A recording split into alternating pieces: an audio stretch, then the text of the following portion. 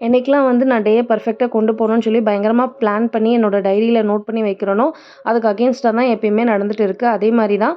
ஆனா காலையில மட்டும் நோட்ல எழுதின மாதிரியே வந்து மல்லி விதை வாட்டர வந்து ஏர்லி மார்னிங் எடுத்துட்டு கவுனி அரிசி கஞ்சி வச்சிருந்தேன். இந்த கஞ்சி பண்றது ரொம்ப ஈஸி தான்.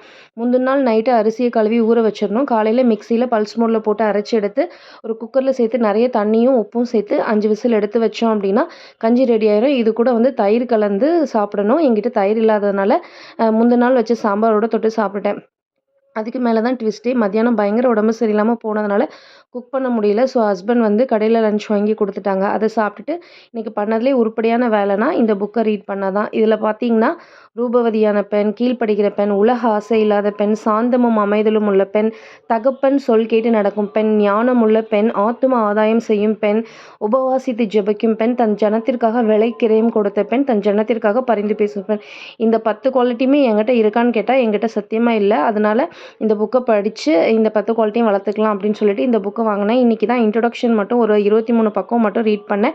நாளையிலேருந்து ஒரு ஒரு சாப்டர் வந்து ரீட் பண்ணலாம் அப்படின்னு சொல்லிட்டு இருக்கேன். ஸோ ரீசென்ட் டேஸ்ல இந்த புக் ரீட் பண்ற ஹேபிட்ட வந்து வளர்த்திருக்கேன்.